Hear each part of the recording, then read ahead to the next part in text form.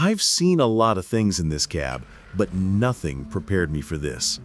This woman, a passenger, was using my taxi as her own private mobile cheating office. She was doing it right in front of me, and I was the only witness. I saw everything, and what I saw was a betrayal so cold, so calculated, it made my stomach turn. It was a busy Saturday afternoon. I was in the downtown core, the kind of day where the fares are short and the traffic is heavy. I picked up a woman named Sarah. She was impeccably dressed, carrying a designer bag, and she looked like she was running late for a very important lunch.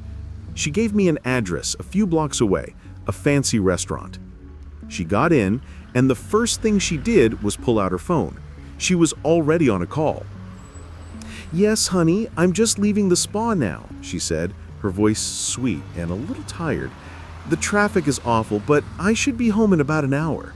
I miss you too. Tell the kids I love them." She hung up, smiled a perfect, practiced smile, and then immediately dialed another number. "Hey, it's me," she said, her voice now completely different, low, husky, and urgent. "I'm in the cab. I told him I was at the spa. I'll be at the usual spot in 5 minutes. Make sure the room is ready. I can't wait to see you." My jaw almost hit the steering wheel. I was driving her to meet her lover, and she had just lied to her husband and kids, using the taxi ride as her alibi. I looked in the rearview mirror. She was applying lipstick, completely oblivious to the fact that I had just heard her entire elaborate deception. I was just the driver. I was supposed to be invisible, but suddenly I was a silent participant in a massive betrayal. The address she gave the second person wasn't the fancy restaurant. It was a discreet, high-end apartment building known for its short-term rentals, the usual spot. As we drove, she continued to use the taxi as her command center. She sent a flurry of texts, deleting them immediately after. She was a master of compartmentalization. She was so comfortable, so brazen, that it was clear this wasn't a one-time thing. This was her routine. The taxi was her safe zone, the neutral territory where she could switch from loving wife to secret lover without a trace.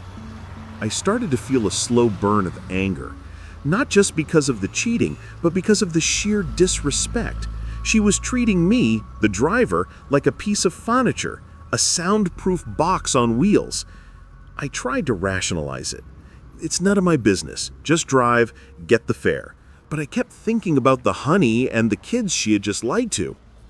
We pulled up to the apartment building. She was about to get out when her phone rang. It was the first number, her husband. She answered, and her voice instantly snapped back to the sweet, tired wife.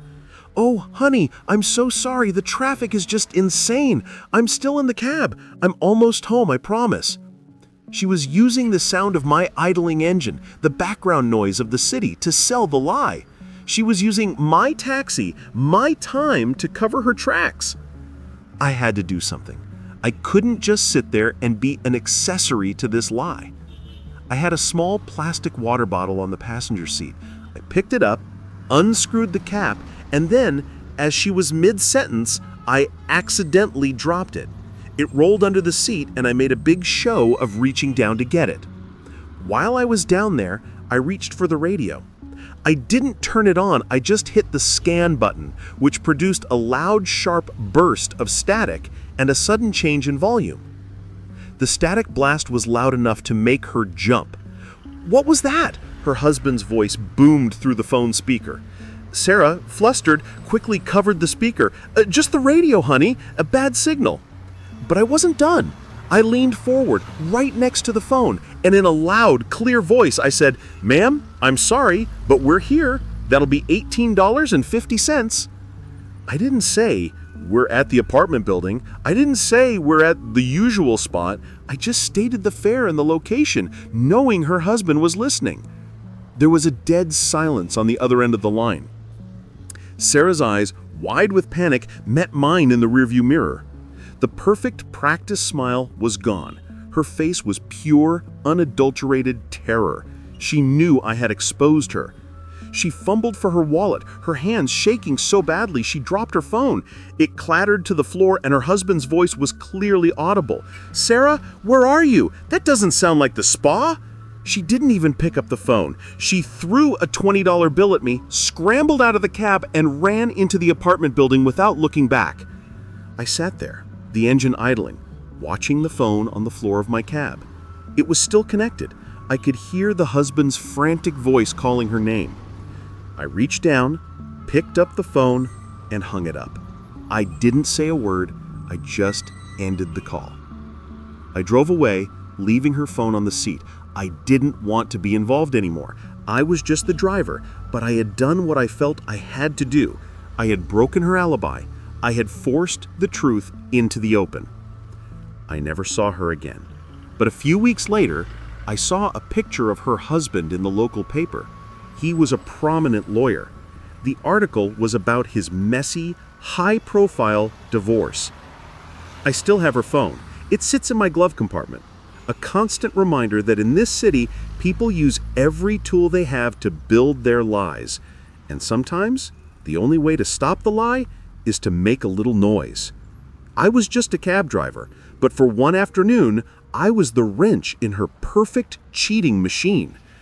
If you want to hear more stories from the dark side of the city, hit that subscribe button. You never know who I'll pick up next.